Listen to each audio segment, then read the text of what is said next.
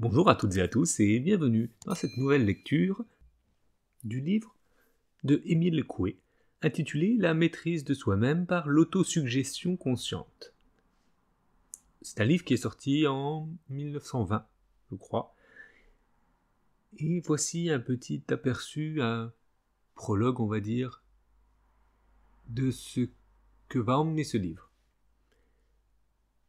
La méthode du professeur Coué est certes célèbre mais reste relativement méconnue dans ses fondements du grand public. Cette édition est ainsi l'occasion de se replonger dans les travaux du docteur Coué, dont les résultats sont à l'origine des psychologies comportementales modernes. L'ouvrage possède de plus l'avantage d'être à la fois simple et pratique. Il propose une méthode gratuite facile à mettre en œuvre au quotidien. Nous allons donc commencer cette lecture qui semble somme toute intéressante. N'hésitez pas à mettre un petit like, ça aide vraiment au référencement de la chaîne. Il y en a qui le font systématiquement, je vous remercie infiniment. À peine la vidéo est sortie, je n'ai même pas le temps d'aller regarder et mettre moi-même un like, qu'il y a déjà un like ou deux sur la vidéo, donc merci infiniment à ceux qui le font systématiquement, ça fait chaud au cœur. Sans plus tarder, c'est parti. Mesdames, messieurs, la suggestion, ou plutôt l'autosuggestion, est un sujet tout à fait nouveau, en même temps qu'il est aussi vieux que le monde. Il est nouveau en ce sens que, jusqu'à présent, il a été mal étudié et, par conséquent, mal connu. Il est ancien parce qu'il date de l'apparition de l'homme sur Terre. En effet, l'autosuggestion est un instrument que nous possédons en naissant, et cet instrument, ou mieux cette force, est doué d'une puissance inouïe, incalculable, qui, suivant les circonstances, produit les meilleurs ou les plus mauvais effets. La connaissance de cette force est utile à chacun de nous, mais elle est plus particulièrement indispensable aux médecins, aux magistrats, aux avocats, aux éducateurs de la jeunesse. Lorsqu'on sait la mettre en pratique d'une façon consciente, on évite d'abord de provoquer chez les autres des autosuggestions mauvaises dont les conséquences peuvent être désastreuses, et ensuite, l'on en provoque consciemment de bonnes qui ramènent la santé physique chez les malades, la santé morale chez les névrosés, les dévoyés, victimes inconscientes d'autosuggestions antérieures et aiguillant dans la bonne voie des esprits qui avaient tendance à s'engager dans la mauvaise. L'être conscient et l'être inconscient. Pour bien comprendre les phénomènes de la suggestion, ou pour parler plus justement de l'autosuggestion, il est nécessaire de savoir qu'il existe en nous deux individus absolument distincts l'un de l'autre. Tous deux sont intelligents, mais tandis que l'un est conscient, l'autre est inconscient. C'est la raison pour laquelle son existence passe généralement inaperçue. Et cependant, cette existence est facile à constater pour peu qu'on se donne la peine d'examiner certains phénomènes et qu'on veuille bien y réfléchir quelques instants. En voici des exemples. Tout le monde connaît le somnambulisme. Tout le monde sait qu'un somnambule se lève la nuit sans être éveillé, qu'il sort de sa chambre après s'être habillé ou non, qu'il descend des escaliers, traverse des corridors et que, après avoir exécuté certains actes ou accompli certains travaux, il revient à sa chambre, se recouche et montre le lendemain le plus grand étonnement en trouvant terminé un travail qu'il avait laissé inachevé la veille. Cependant, c'est lui qui l'a fait, bien qu'il n'en sache rien. À quelle force son corps a-t-il obéi, si ce n'est à une force inconsciente, à son être inconscient? Considérons maintenant, si vous le voulez bien, le cas trop fréquent, hélas, d'un alcoolique atteint de delirium tremens. Comme pris d'un accès de démence, il s'empare d'une arme quelconque, couteau, marteau, hachette, et frappe furieusement ceux qui ont le malheur d'être dans son voisinage. Quand l'accès terminé, l'homme recouvre ses sens, il contemple avec horreur la scène de carnage qui s'offre à sa vue, ignorant que c'est lui-même qui en est l'auteur. Ici encore, n'est-ce pas l'inconscient qui a conduit ce malheureux?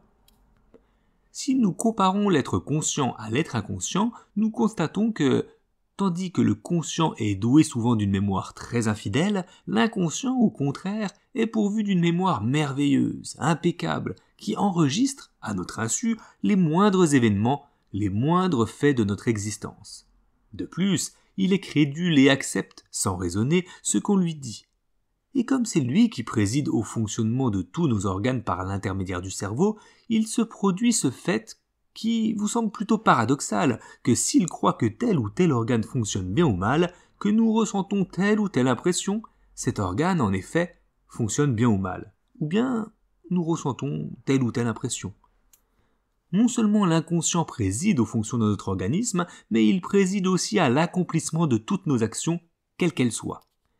C'est lui que nous appelons imagination et qui, contrairement à ce qui est admis, nous fait toujours agir, même et surtout, contre notre volonté lorsqu'il y a antagonisme entre ces deux forces. Volonté et imagination. Si nous ouvrons un dictionnaire et que nous cherchions le sens du mot volonté, nous trouverons cette définition. Faculté de se déterminer librement à certains actes. Nous accepterons cette définition comme vraie, inattaquable. Or, rien n'est plus faux, et cette volonté que nous revendiquons si fièrement, c'est toujours le pas à l'imagination. C'est une règle absolue, qui ne souffre aucune exception. Blasphème, paradoxe, vous écrirez-vous. Nullement, vérité, pure vérité, vous répondrai-je. Et pour vous en convaincre, ouvrez les yeux. Regardez autour de vous et sachez comprendre ce que vous voyez. Vous vous rendrez compte alors que ce que je vous dis n'est pas une théorie en l'air, enfantée par un cerveau malade, mais la simple expression de ce qui est. Supposons que nous placions sur le sol une planche de 10 mètres de long sur 0,25 de large.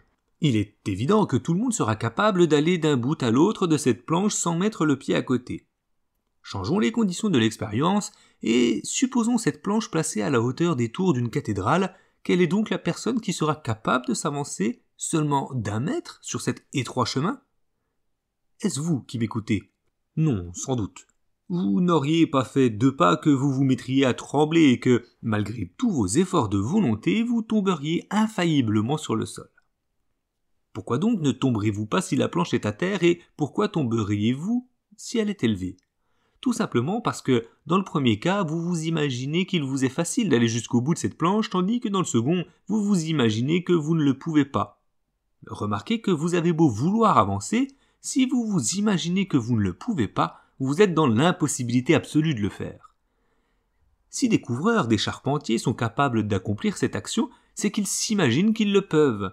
Le vertige n'a pas d'autre cause que l'image que nous nous faisons que nous allons tomber. Cette image se transforme immédiatement en acte, malgré tous nos efforts de volonté, d'autant plus vite même que ces efforts sont plus violents. Considérons une personne atteinte d'insomnie. Si elle ne fait pas d'efforts pour dormir, elle restera tranquille dans son lit. Si au contraire elle veut dormir, plus elle fait d'efforts, plus elle est agitée. N'avez-vous pas remarqué que plus vous voulez trouver le nom d'une personne que vous croyez avoir oubliée, plus il vous fuit, jusqu'au moment où, substituant dans votre esprit l'idée « ça va revenir », à l'idée « j'ai oublié », le nom vous revient tout seul, sans le moindre effort? Que ceux qui font de la bicyclette se rappellent leur début. Ils étaient sur la route en se cramponnant à leur guidon dans la crainte de tomber. Tout à coup, apercevant au milieu du chemin un simple petit caillou ou un cheval, ils cherchaient à éviter l'obstacle, plus droit ils se dirigeaient sur lui. À qui n'est-il pas arrivé d'avoir le fou rire, c'est-à-dire un rire qui éclatait d'autant plus violemment que l'on faisait plus d'efforts pour le retenir? Quel était l'état d'esprit de chacun dans ces différentes circonstances? Je veux ne pas tomber, mais je ne peux pas m'en empêcher. Je veux dormir, mais je ne peux pas. Je veux trouver le nom de Madame Chose, mais je ne le peux pas. Je veux éviter l'obstacle, mais je ne peux pas. Je veux contenir mon rire, mais je ne peux pas. Comme on le voit, dans chacun de ces conflits, c'est toujours l'imagination qui l'emporte sur la volonté, sans aucune exception. Dans le même ordre d'idées, ne voyons-nous pas qu'un chef qui se précipite en avant à la tête de ses troupes les entraîne toujours après lui, tandis que le cri « sauf qui peut » détermine presque fatalement une déroute? Pourquoi? C'est que, dans le premier cas, les hommes s'imaginent qu'ils doivent marcher en avant et que, dans le second, ils s'imaginent qu'ils sont vaincus et qu'il leur faut fuir pour échapper à la mort. Panurge n'ignorait pas la contagion de l'exemple, c'est-à-dire l'action de l'imagination quand, pour se venger d'un marchand avec lequel il naviguait, il lui achetait son plus gros mouton et le jetait à la mer, certain d'avance que le troupeau suivrait tout entier, ce qui eut lieu du reste. Nous autres, hommes, nous ressemblons plus ou moins à la jante moutonnière et, contre notre gré, nous suivons irrésistiblement l'exemple d'autrui, nous imaginant que nous ne pouvons faire autrement. Je pourrais citer encore 1000 autres exemples, mais je craindrais que cette énumération ne devienne fastidieuse. Je ne puis cependant passer sous silence ce fait qui montre la puissance énorme de l'imagination, autrement dit, de l'inconscient dans sa lutte contre la volonté. Il y a des ivrognes qui voudraient bien ne plus boire, mais qui ne peuvent s'empêcher de le faire. Interrogez-les, ils vous répondront en toute sincérité qu'ils voudraient être sobres, que la boisson les dégoûte, mais qu'ils sont irrésistiblement poussés à boire malgré leur volonté, malgré le mal qu'ils savent que cela leur fera. De même, certains criminels commettent des crimes malgré eux, et quand on leur demande pourquoi ils ont agi ainsi, ils répondent « Je n'ai pas pu m'en empêcher, cela me poussait, c'était plus fort que moi ». Et l'ivrogne et le criminel disent vrai, ils sont forcés de faire ce qu'ils font, par la seule raison qu'ils s'imaginent ne pas pouvoir s'en empêcher. Ainsi donc, nous qui sommes si fiers de notre volonté, nous qui croyons faire librement ce que nous faisons, nous ne sommes en réalité que pauvres fantoches dont notre imagination tient tous les fils. Nous ne cessons d'être ces fantoches que lorsque nous avons appris à la conduire. Suggestion et autosuggestion. D'après ce qui précède, nous pouvons assimiler l'imagination à un torrent qui entraîne fatalement le malheureux qui s'y est laissé tomber malgré sa volonté de gagner la rive. Ce torrent semble indomptable. Cependant, si vous savez vous y prendre, vous le détournerez de son cours, vous le conduirez à l'usine, et là, vous transformerez sa force en mouvement, en chaleur, en électricité. Si cette comparaison ne vous semble pas suffisante, nous assimilerons l'imagination, la folle du logis comme on ne sait plus à l'appeler, à un cheval sauvage qui n'a ni guide ni reine. Que peut faire le cavalier qui le monte, sinon se laisser aller où il plaît au cheval de le conduire? Et souvent alors, si ce dernier s'emporte, c'est dans le fossé que s'arrête sa course. Que le cavalier vienne à mettre des rênes à ce cheval et les rôles sont changés. Ce n'est plus lui qui va où il veut, c'est le cavalier qui fait suivre au cheval la route qu'il désire. Maintenant que nous nous sommes rendus compte de la force énorme de l'être inconscient ou imaginatif, je vais montrer que cet être, considéré comme indomptable, peut être aussi facilement dompté qu'un torrent ou un cheval sauvage. Mais avant d'aller plus loin, il est nécessaire de définir soigneusement deux mots que l'on emploie souvent sans qu'ils soient toujours bien compris. Ce sont les mots suggestion et autosuggestion. Qu'est-ce donc que la suggestion? On peut la définir l'action d'imposer une idée au cerveau d'une personne. Cette action existe-t-elle réellement? À proprement parler, non. La suggestion n'existe pas en effet par elle-même. Elle n'existe et ne peut exister qu'à la condition sine qua non de se transformer chez le sujet en autosuggestion. En ce mot, nous définirons l'implantation d'une idée en soi-même par soi-même. Vous pouvez suggérer quelque chose à quelqu'un si l'inconscient de ce dernier n'a pas accepté cette suggestion, s'il ne l'a pas digérée, pour ainsi dire, afin de la transformer en autosuggestion. Elle ne produit aucun effet. Il m'est arrivé quelquefois de suggérer une chose plus ou moins banale à des sujets très obéissants d'ordinaire et de voir ma suggestion échouer. La raison en est que l'inconscient de ces sujets s'était refusé à l'accepter et ne l'avait pas transformé en autosuggestion. Emploi de l'autosuggestion. Je reviens à l'endroit où je disais que nous pouvons dompter et conduire notre imagination comme on dompte un torrent ou un cheval sauvage.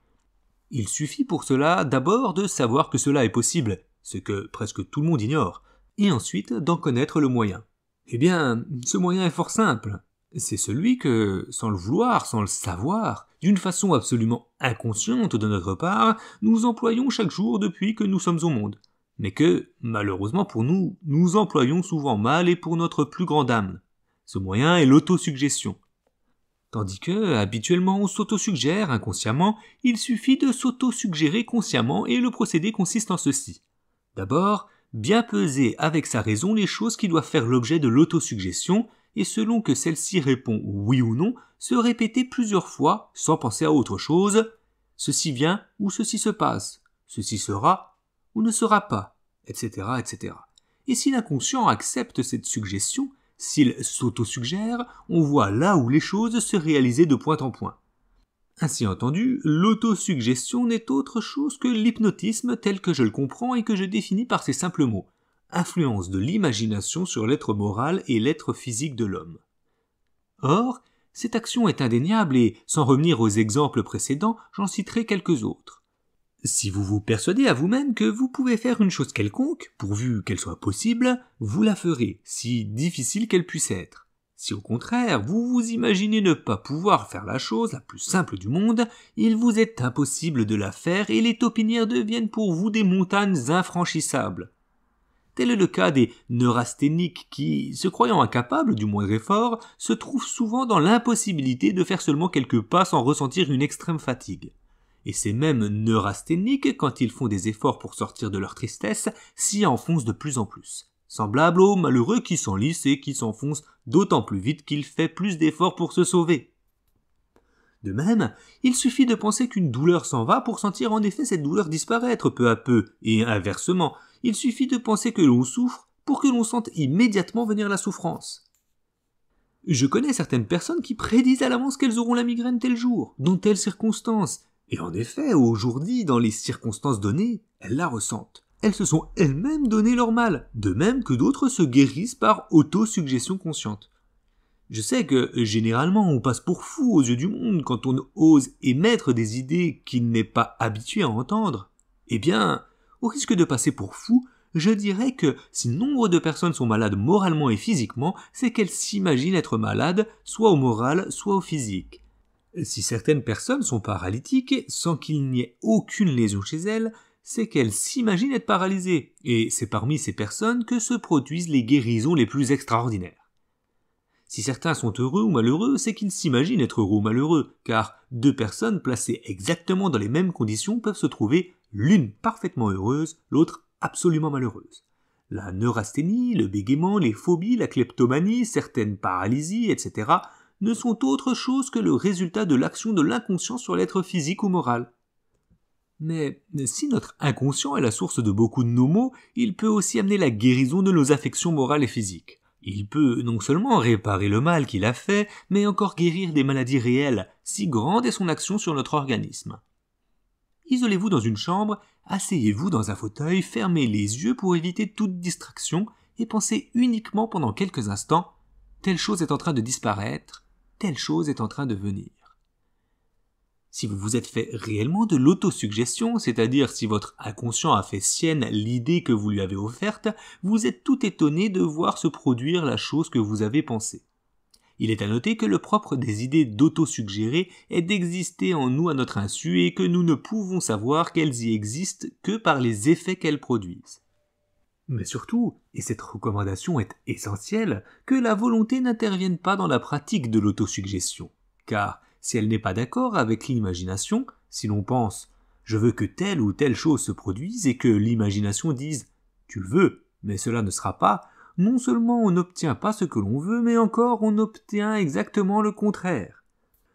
Cette observation est capitale et elle explique pourquoi les résultats sont si peu satisfaisants quand, dans le traitement des affections morales, on s'efforce de faire la rééducation de la volonté.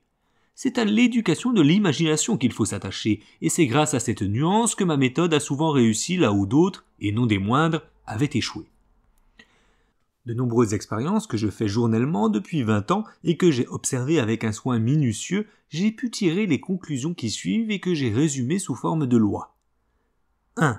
Quand la volonté et l'imagination sont en lutte, c'est toujours l'imagination qui l'emporte, sans aucune exception. 2. Dans le conflit entre la volonté et l'imagination, la force de l'imagination est en raison directe du carré de la volonté. 3. Quand la volonté et l'imagination sont d'accord, l'une ne s'ajoute pas sans l'autre, mais l'une se multiplie par l'autre. 4. L'imagination peut être conduite. Les expressions « en raison directe du carré de la volonté » et « se multiplient » ne sont pas rigoureusement exactes. C'est simplement une image destinée à faire comprendre ma pensée. D'après ce qui vient d'être dit, il semblerait que personne ne dût jamais être malade. Cela est vrai. Toute maladie, presque sans exception, peut céder à l'autosuggestion. Si hardie et si invraisemblable que puisse paraître mon affirmation, je ne dis pas « cède toujours » mais « peut céder », ce qui est différent. Mais pour amener les gens à pratiquer l'autosuggestion consciente, il faut leur enseigner comment faire, de même qu'on leur apprend à lire ou écrire, qu'on leur enseigne la musique, etc. L'autosuggestion est, comme je l'ai dit plus haut, un instrument que nous portons en nous en naissant, et avec lequel nous jouons inconsciemment toute notre vie, comme un bébé joue avec son hochet. Mais c'est un instrument dangereux. Il peut vous blesser, vous tuer même, si vous le maniez imprudemment et inconsciemment. Il vous sauve au contraire quand vous savez l'employer d'une façon consciente.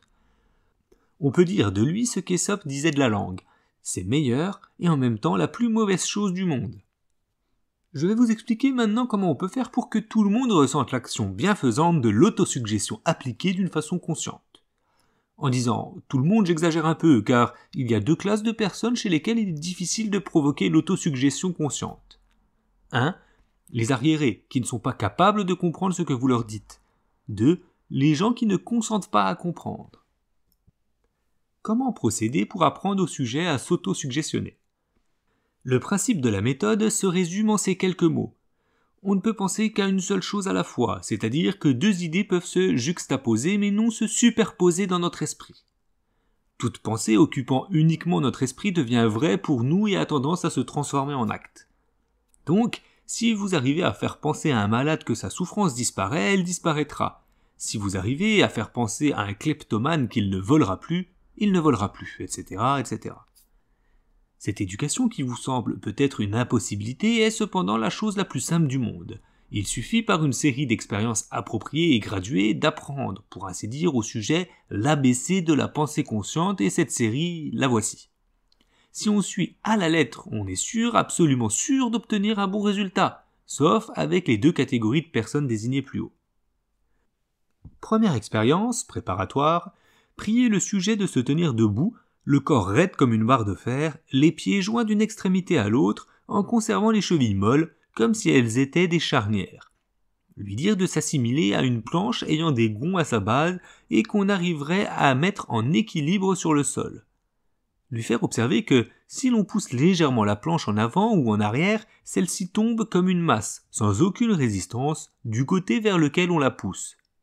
Le prévenir que vous allez le tirer en arrière par les épaules, et lui dire de se laisser tomber dans vos bras, sans opposer la moindre résistance, en tournant autour de ses chevilles comme charnières, c'est-à-dire ses pieds restant cloués sur le sol.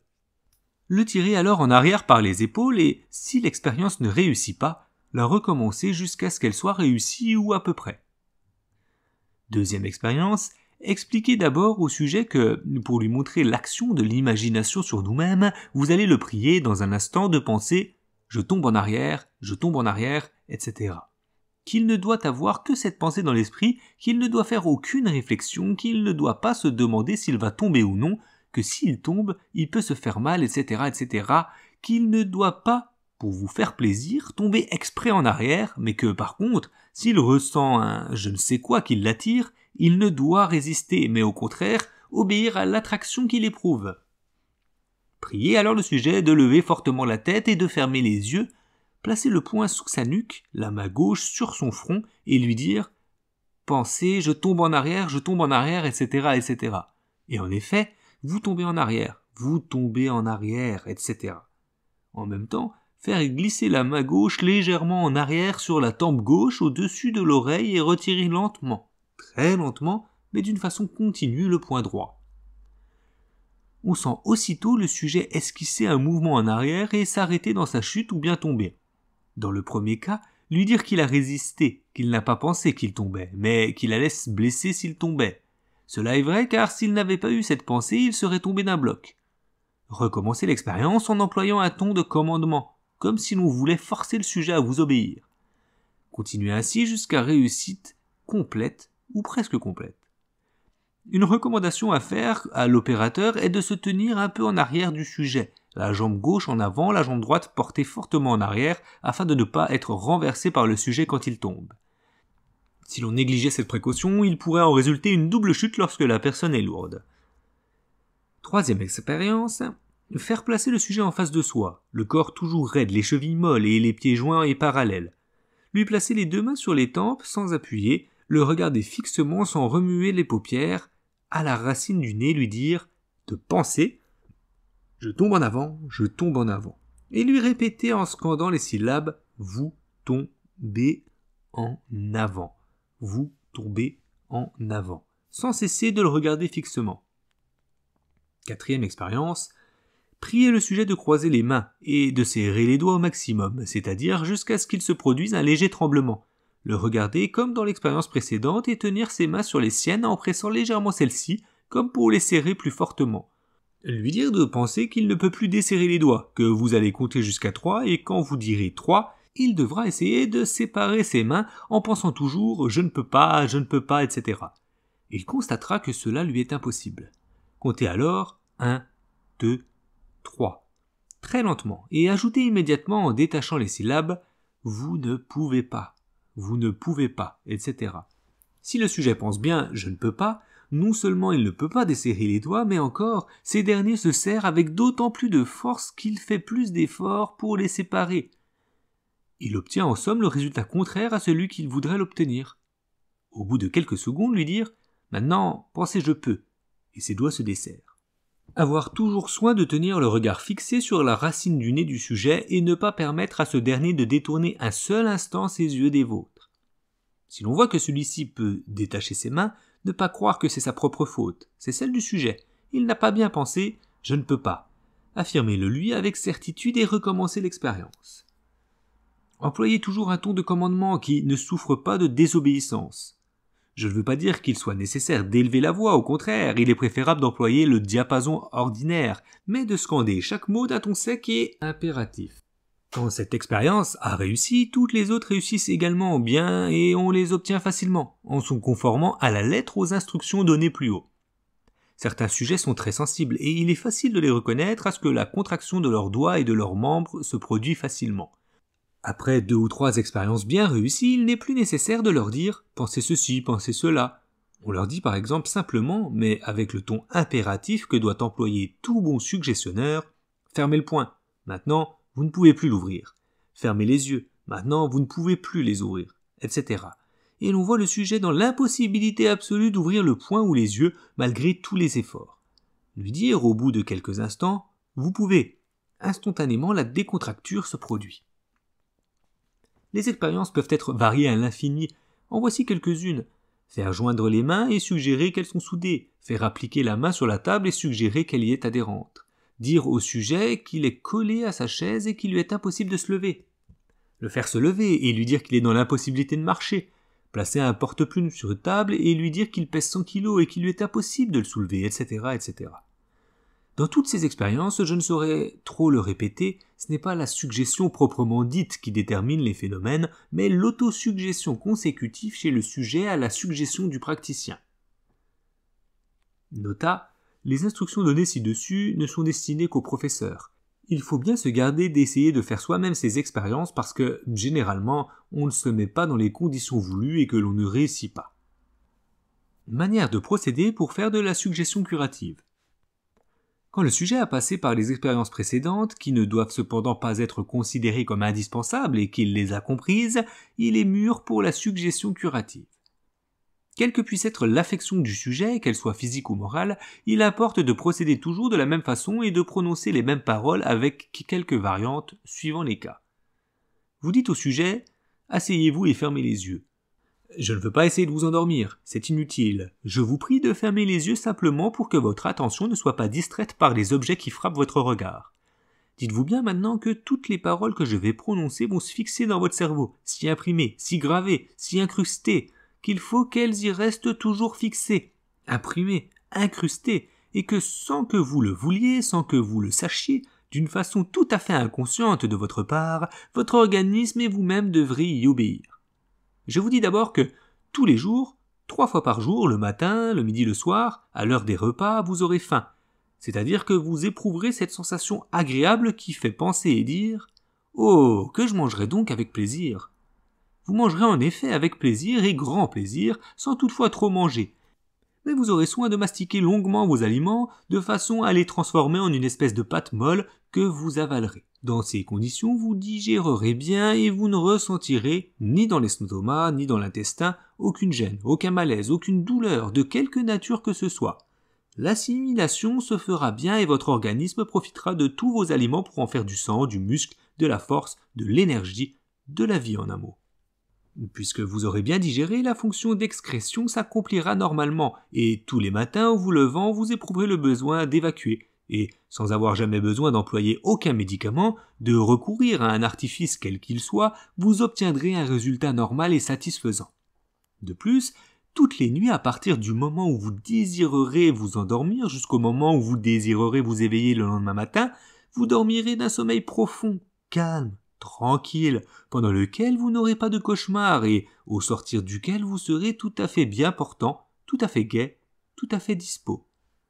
D'un autre côté, s'il vous arrive quelquefois d'être triste, d'être sombre, de vous faire de l'ennui, de broyer du noir, à partir de maintenant, il n'en sera plus ainsi, et au lieu d'être triste, sombre, au lieu de vous faire du chagrin, de l'ennui, de broyer du noir, vous serez gai, bien gai sans raison. C'est possible, mais gai tout de même, comme il pouvait vous arriver d'être triste sans raison. Je dirais plus, même si vous aviez des raisons vraies, des raisons réelles de vous faire de l'ennui et du chagrin, vous ne vous en ferez pas. S'il vous arrive aussi parfois d'avoir des mouvements d'impatience, de colère, ces mouvements, vous ne les aurez plus. Vous serez au contraire toujours patient, toujours maître de vous-même, et les choses qui vous ennuyaient, vous agaçaient, vous irritaient, vous laisseront dorénavant absolument indifférent et calme. Très calme. Si quelquefois vous êtes assailli, poursuivi, hanté par des idées mauvaises et malsaines pour vous, par des craintes, des frayeurs, des phobies, des tentations, des rancunes, j'entends que tout cela s'éloigne peu à peu des yeux de votre imagination et semble se fondre, se perdre comme dans un nuage lointain où tout doit finir par disparaître complètement. Comme un songe s'évanouit au réveil, ainsi disparaîtront toutes ces vaines images. J'ajoute que tous vos organes fonctionnent bien. Le cœur bat normalement et la circulation du sang s'effectue comme elle doit s'effectuer. Les poumons fonctionnent bien, l'estomac, l'intestin, le foie, la vésicule biliaire, les reins, la vessie remplissent normalement leurs fonctions. Si l'un d'entre eux fonctionne actuellement d'une façon anormale, cette anomalie disparaît un peu chaque jour de telle sorte que dans un temps peu éloigné, elle aura disparu complètement et cet organe aura repris sa fonction normale. De plus, s'il existe quelques lésions dans l'un d'eux, ces lésions se cicatrisent de jour en jour et elles seront rapidement guéries. À ce propos, je dois dire qu'il n'est pas nécessaire de savoir quel organe est malade pour le guérir. Sous l'influence de l'autosuggestion, tous les jours, à tout point de vue, je vais de mieux en mieux, l'inconscient exerce son action sur cet organe qu'il sait discerner lui-même. J'ajoute encore ceci, et c'est une chose extrêmement importante. Si jusqu'à présent vous avez éprouvé vis-à-vis de vous-même une certaine défiance, je vous dis que cette défiance disparaît peu à peu pour faire place, au contraire, à de la confiance en vous-même basée sur cette force d'une puissance incalculable qui est en chacun de nous. Et cette confiance est une chose absolument indispensable à tout être humain. Sans confiance en soi, on n'arrive jamais à rien. Avec de la confiance en soi, on peut arriver à tout, dans le domaine des choses raisonnables, bien entendu. Vous prenez donc confiance en vous, et la confiance vous donne la certitude que vous êtes capable de faire non seulement bien, mais même très bien, toutes les choses que vous désirerez faire, à la condition qu'elles soient raisonnables, toutes les choses aussi qu'il est de votre devoir de faire. Donc, lorsque vous désirerez faire quelque chose de raisonnable, lorsque vous aurez à faire une chose qu'il est de votre devoir de faire, pensez toujours que cette chose est facile, que les mots difficile, impossible, je ne peux pas, c'est plus fort que moi, je ne peux pas m'empêcher de, disparaissent de votre vocabulaire. Ils ne sont pas français. Ce qui est français, c'est facile et je peux. Considérant cette chose comme facile, elle le devient pour vous, alors qu'elle semblerait difficile aux autres, et cette chose, vous la faites vite, vous la faites bien, vous la faites aussi sans fatigue, parce que vous l'aurez faite sans effort. Tandis que, si vous l'aviez considérée comme difficile ou impossible, elle le serait devenue pour vous, tout simplement parce que vous l'auriez considérée comme telle. À ces suggestions générales, qui sembleront peut-être un peu longues et même enfantines à quelques-uns, mais qui sont nécessaires, il faut ajouter celles qui s'appliquent au cas particulier du sujet que vous avez entre les mains.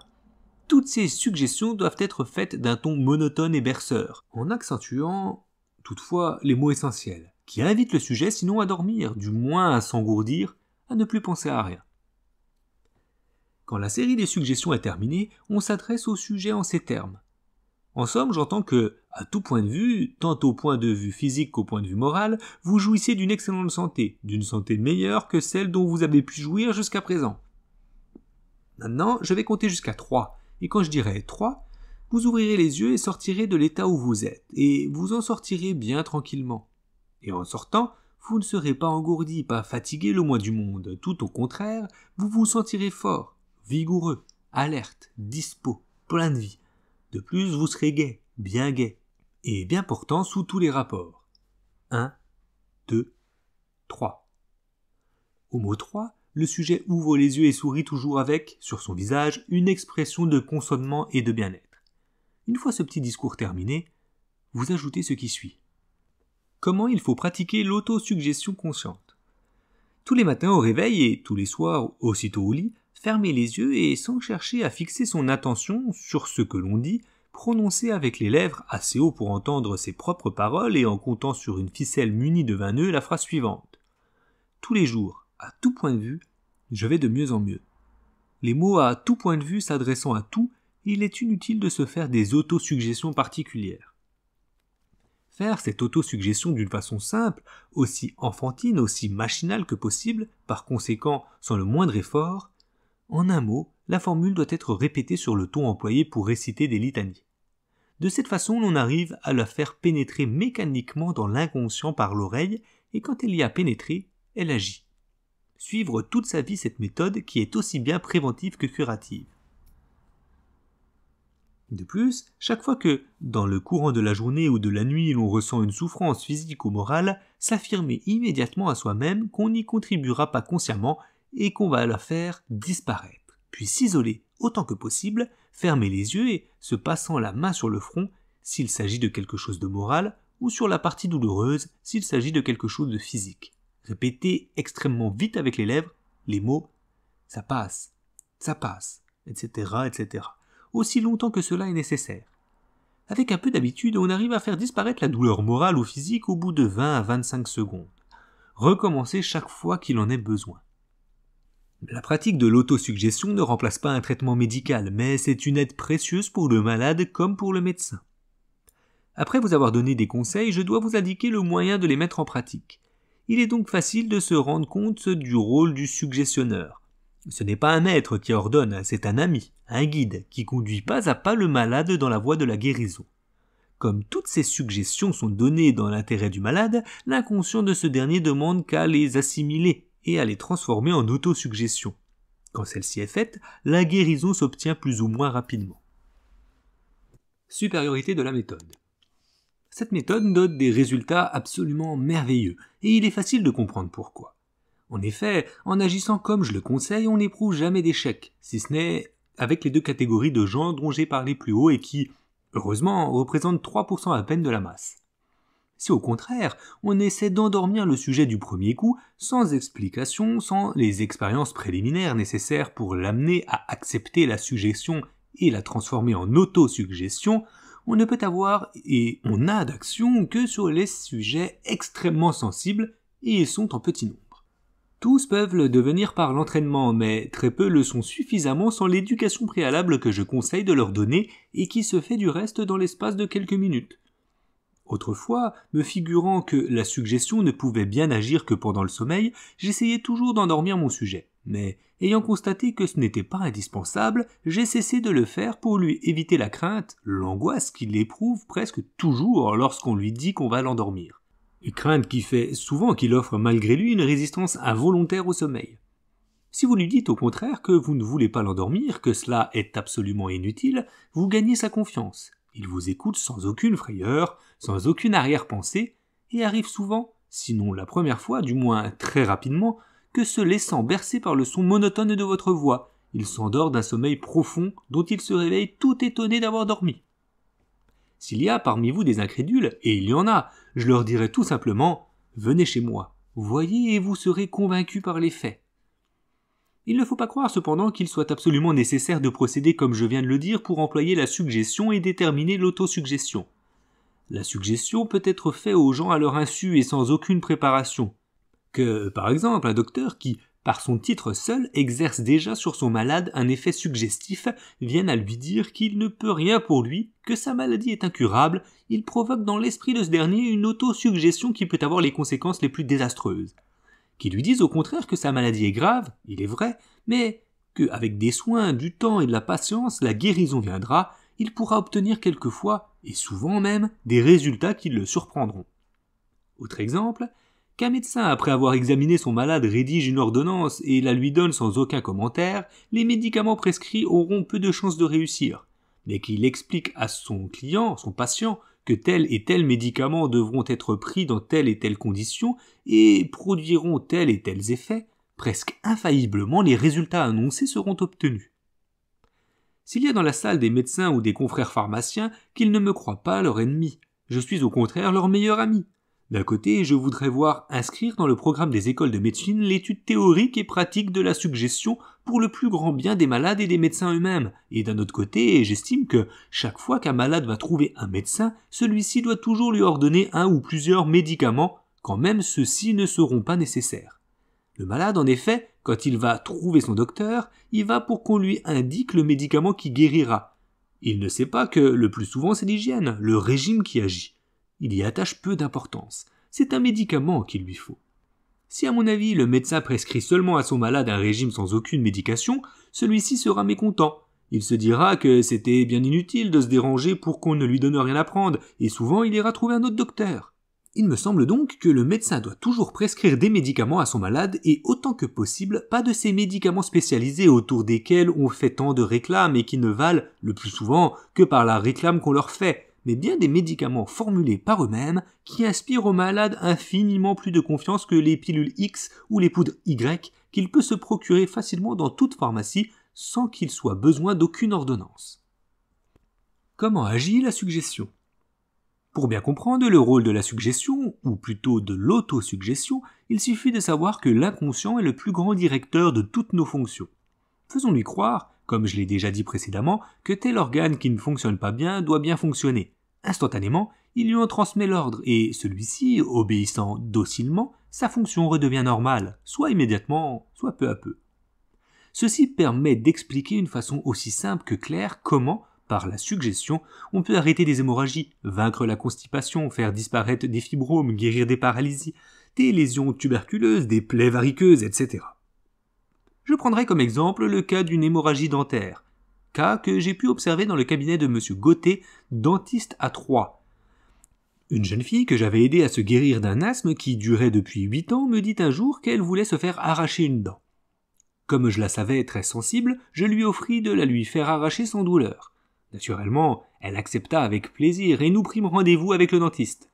Aujourd'hui, nous nous rendîmes chez lui, et me plaçant devant la jeune fille, je lui dis « Vous ne sentez rien, vous ne sentez rien, vous ne sentez rien, etc. » Et tout en continuant ma suggestion, je fis signe au dentiste.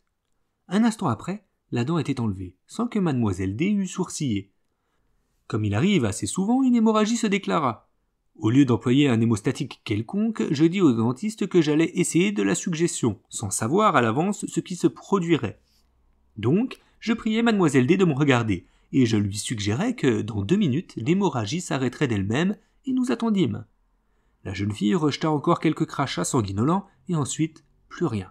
Je lui dis d'ouvrir la bouche, regardâmes, et nous constatâmes qu'il s'était formé un caillot de sang dans la cavité dentaire. Comment s'expliquer ce phénomène ? De la façon la plus simple. Sous l'influence de l'idée « l'hémorragie doit s'arrêter », l'inconscient avait envoyé aux astérioles et aux veines l'ordre de ne plus laisser s'échapper du sang, et docilement elle s'était contractée naturellement comme elle l'aurait fait artificiellement, au contact d'un hémostatique, comme l'adrénaline par exemple. Le même raisonnement nous permet de comprendre comment un fibrome peut disparaître. L'inconscient ayant accepté l'idée « le fibrome doit disparaître », le cerveau ordonne aux artères qui le nourrissent de se contracter. Celles-ci se contractent, refusent leur service, ne nourrissent plus la fibrome et celui-ci, privé de nourriture, meurt, se dessèche, se résorbe et disparaît.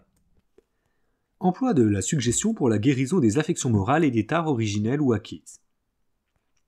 La neurasthénie, si fréquente de nos jours, cède généralement à la suggestion pratiquée fréquemment de la façon que j'indique. J'ai eu le bonheur de contribuer à la guérison d'un grand nombre de neurasthéniques chez lesquels tous les traitements avaient échoué. L'un d'eux même avait passé 1 mois dans un établissement spécial du Luxembourg sans obtenir d'amélioration. En 6 semaines, il a été complètement guéri et c'est maintenant l'homme le plus heureux du monde après s'en être cru le plus malheureux. Et jamais plus il ne retomba dans sa maladie car je lui ai appris à se faire de l'autosuggestion consciente et il sait la pratiquer d'une façon merveilleuse. Mais si la suggestion est utile dans le traitement des affections morales et physiques, quel service bien plus grand encore ne peut-elle pas rendre à la société en transformant en honnêtes gens les malheureux enfants qui peuplent les maisons de correction et qui ne sortent de là que pour entrer dans l'armée du crime ? Que l'on ne vienne pas me dire que cela est impossible. Cela est, et je puis vous en fournir la preuve. Je citerai les 2 cas suivants qui sont bien caractéristiques, mais ici je dois ouvrir une parenthèse. Pour vous faire bien comprendre la façon dont la suggestion agit dans le traitement des tares morales, j'emploierai la comparaison suivante. Supposons que notre cerveau soit une planche dans laquelle sont enfoncées des pointes représentant nos idées, nos habitudes, nos instincts qui déterminent nos actions. Si nous constatons qu'il existe chez un individu une mauvaise idée, une mauvaise habitude, un mauvais instinct, en somme une mauvaise pointe, nous en prenons une autre qui est l'idée bonne. L'habitude bonne, l'instinct bon, nous la plaçons directement sur la tête de la mauvaise pointe et nous donnons dessus un coup de marteau, autrement dit, nous faisons de la suggestion. La nouvelle pointe s'enfoncera d'1 millimètre par exemple, tandis que l'ancienne sortira d'autant. À chaque nouveau coup de marteau, c'est-à-dire à chaque nouvelle suggestion, elle s'enfoncera encore d'1 millimètre, et l'autre sortira d'1 millimètre, de sorte que, au bout d'un certain nombre de coups, l'ancienne pointe sera complètement sortie et remplacée par la nouvelle. Cette substitution opérée, l'individu lui obéit. J'en reviens à mes exemples. Le jeune M, âgé 11 ans, demeurant à Troyes, était sujet nuit et jour à certains petits accidents qui sont inhérents à la première enfance. De plus, il était kleptomane et naturellement il mentait aussi. Sur la demande de sa mère, je lui file la suggestion. Dès la première séance, les accidents cessèrent pendant le jour mais continuèrent pendant la nuit. Petit à petit, ils devinrent moins fréquents et finalement, quelques mois après, l'enfant fut complètement guéri. En même temps, la passion du vol s'atténuait, et au bout de 6 mois, il ne volait plus. Le frère de cet enfant, âgé de 18 ans, avait conçu contre un autre de ses frères une haine violente. Chaque fois qu'il avait bu un peu plus que de raison, il éprouvait l'envie de tirer son couteau et d'en frapper son frère. Il sentait que cela se produirait un jour, et il sentait en même temps que, après avoir accompli son crime, il se mettrait à sangloter sur le corps de sa victime. Je lui fis également de la suggestion. Chez lui, le résultat fut merveilleux. Dès la première séance, il fut guéri. Sa haine pour son frère avait disparu, et depuis, ils furent tous deux bons amis, cherchant à s'être agréables l'un à l'autre. Je l'ai suivi pendant longtemps. La guérison persistait toujours. Quand par la suggestion on obtient de semblables résultats, ne semblerait-il pas utile, je dirais plus, indispensable, d'adopter cette méthode et de l'introduire dans les maisons de correction ? Je suis absolument certain que par une suggestion journellement appliquée à des enfants vicieux, on en ramènerait plus de 50% dans le droit chemin. Ne serait-ce pas rendre à la société un service immense que de lui redonner sains et bien portants des membres auparavant rongés par la pourriture morale ? On m'opposera peut-être qu'il y a danger à employer la suggestion, qu'on peut s'en servir pour faire le mal. Cette objection n'a aucune valeur. D'abord parce que la pratique de la suggestion serait confiée à des gens sérieux et honnêtes, aux médecins des maisons de correction par exemple, et que, d'autre part, ceux qui cherchent à s'en servir pour le mal n'en demandent la permission à personne. Mais, en admettant même qu'elle offre quelque danger, ce qui n'est pas, je demanderai à celui qui me ferait cette objection quelle est la chose que nous employons qui est sans danger. Est-ce la vapeur ? Est-ce la poudre ? Sont-ce les chemins de fer, les navires, l'électricité, les automobiles, les aéroplanes ? Sont-ce les poisons que nous, médecins et pharmaciens, employons chaque jour à doses infinitésimales et qui peuvent foudroyer le malade si, dans un moment d'inattention, nous avons le malheur de tromper dans une pesée ? Quelques cas de guérison. Ce petit travail serait incomplet s'il ne contenait que quelques exemples de guérison. Je ne citerai pas toutes celles dans lesquelles je suis intervenu, ce serait trop long et peut-être aussi quelque peu fatigant. Je me contenterai seulement d'en citer quelques-unes des plus remarquables. Mademoiselle M.D. de Troyes souffre depuis 8 ans d'un asthme qui l'oblige à rester assise sur son lit pendant la plus grande partie de la nuit, cherchant à remplir ses poumons qui lui refusent leur service. Expérience préliminaire qui la montre très sensible, sommeil immédiat, suggestion. Dès le premier jour, amélioration énorme. Mademoiselle D passe une bonne nuit, interrompue seulement par un accès d'asthme qui dure un quart d'heure. Au bout de très peu de temps, l'asthme disparaît complètement, sans rechute ultérieure. Monsieur M, ouvrier bonnetier, demeurant à Sainte-Savine près de Troyes, paralysé depuis 2 ans à la suite de lésions à la jonction de la colonne vertébrale du bassin. La paralysie n'existe que dans les membres inférieurs, la circulation du sang est presque nulle dans ces membres qui sont gonflés et congestionnés au point d'être violacés. Divers traitements, même le traitement antisyphilitique, ont été appliqués sans résultat. Expérience préliminaire, bien réussie, suggestion de ma part, autosuggestion de la part du sujet pendant 8 jours. Au bout de ce temps, mouvement presque imperceptible de la jambe gauche, mais cependant appréciable. Nouvelle suggestion, 8 jours après, amélioration notable. De semaine en semaine, amélioration de plus en plus grande avec disparition progressive de l'enflure, et ainsi de suite.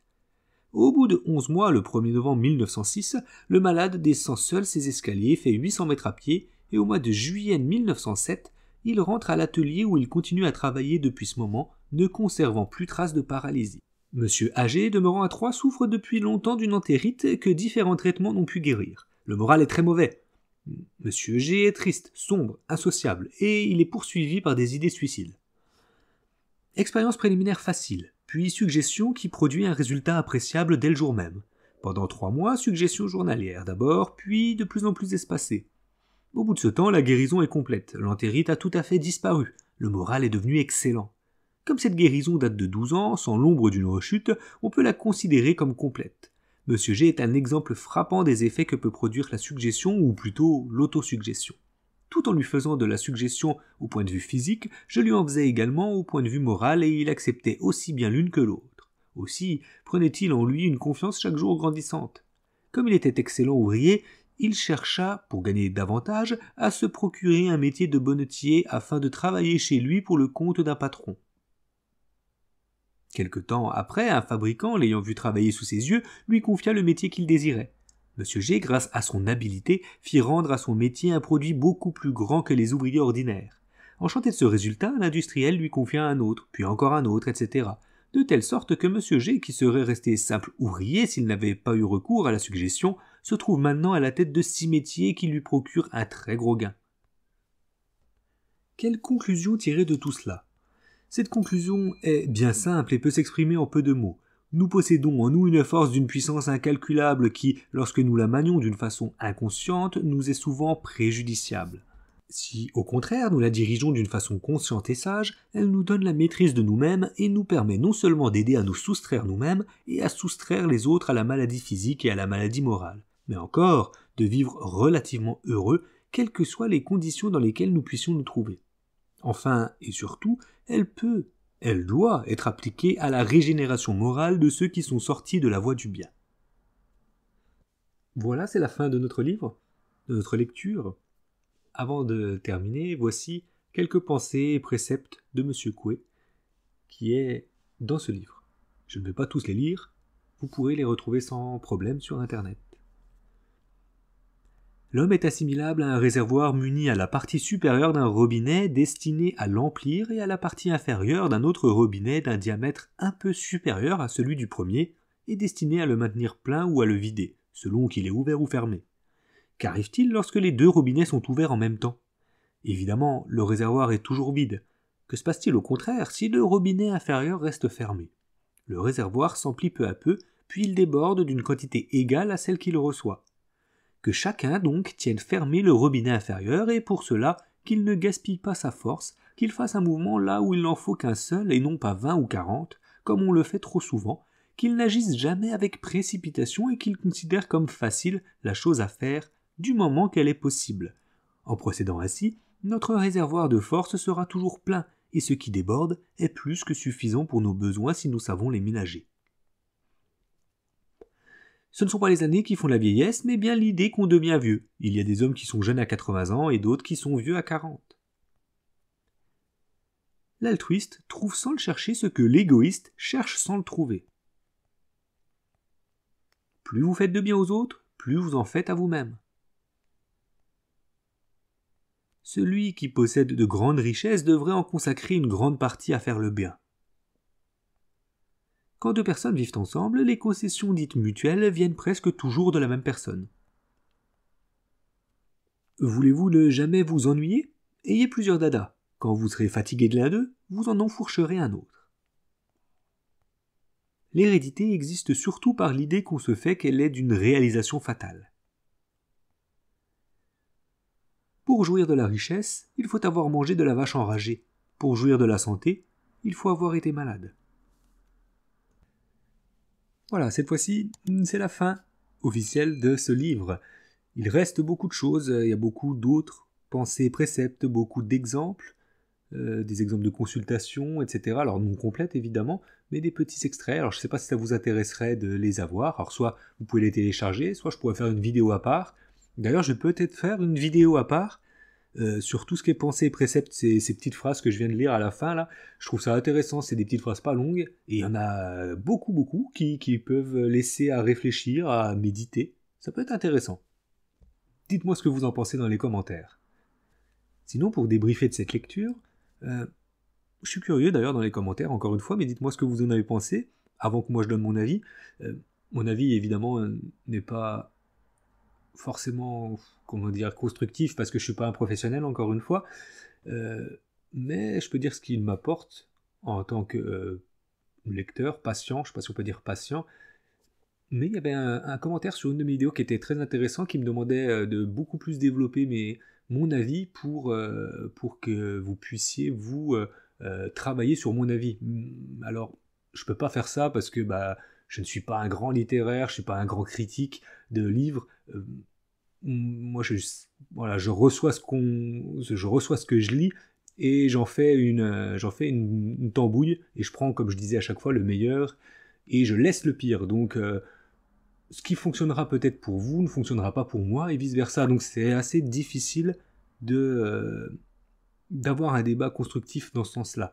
Mais voilà, dans cette lecture, par exemple, écoutez, j'ai été d'accord avec certaines choses, comme l'idée, je sais pas, que deux personnes placées dans des mêmes conditions, une peut être heureuse et l'autre malheureuse, mais qu'est-ce qu'il faut faire pour agir par rapport à cela?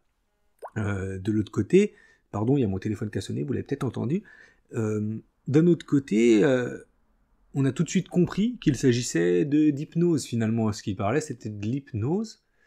Et alors ça doit être dans les préceptes de l'hypnose, c'est assez intéressant à lire finalement, c'est assez enrichissant. Par contre, voilà, je ne sais pas, j'ai jamais été soumis à l'hypnose, peut-être l'avez-vous été, dites-moi si ça a fonctionné pour vous. Moi je n'ai jamais été soumis à l'hypnose, donc je ne sais pas si ça peut affecter quelque chose. Cette lecture n'affectera certainement pas grand-chose pour moi en tout cas.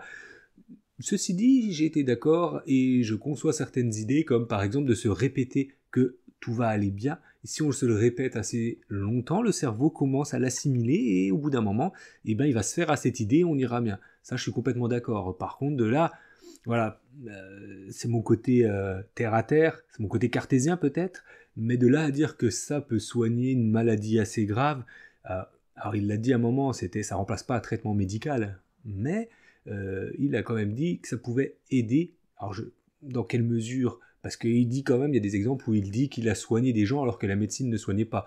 Je suis un peu dubitatif là-dessus. Il y a des exemples. Voilà. Est-ce qu'on peut s'y fier ou pas? Je ne sais pas. En tout cas, c'est vrai que ça fonctionne. C'est-à-dire que le cerveau contrôle beaucoup de choses. Mais il faut y croire, comme il le dit. Est-ce qu'on peut aller jusque dire que ça peut soigner des choses que la médecine ne soignerait pas? Je ne sais pas, j'espère, je le souhaite. Peut-être que vous avez été témoin de ce genre d'événement. Si c'est le cas, c'est juste fabuleux et partagez vos expériences. Maintenant, voilà, c'est une lecture pour ma part que je ne, voilà, que je ne retiendrai pas dans mes lectures favorites ou dans mon quotidien, que ça ne me changera rien. Je ne tirerai pas énormément de leçons de cette lecture, dans le sens où je n'ai pas été sujet à l'hypnose, à l'autosuggestion. Peut-être que quand je m'y mettrai, écoutez, je referai cette lecture, je me le relirai, et je vais changer complètement de discours. Ma foi. Voilà, j'espère que j'ai pas été trop ennuyeux, trop répétitif. Je donne ça à chaud comme d'habitude, donc j'ai pu me répéter, j'ai pu peut-être bégayer, mais voilà, ça vient du cœur, ça vient de ce que je viens d'entendre, donc c'est tout frais. Voilà, j'espère que ça vous aura plu. Si c'est le cas comme d'habitude, merci encore pour les likes, je ne cesserai de vous remercier, mais c'est totalement sincère, c'est pas du tout pour réclamer encore plus de likes, c'est vraiment sincère, je suis à chaque fois surpris, gêné même d'avoir ces likes, merci beaucoup à vous, et puis écoutez, on se retrouve pour une prochaine lecture, et si vous avez des suggestions, alors pas de l'autosuggestion, hein, suggérez-moi plutôt une lecture en bas dans les commentaires, et je me ferai un plaisir de la lire, si c'est une lecture libre de droit évidemment. Je vous fais des bisous, je vous dis à bientôt, je vous souhaite une belle journée, une bonne soirée, suivant lorsque vous écoutez cette lecture, et je vous dis à très vite.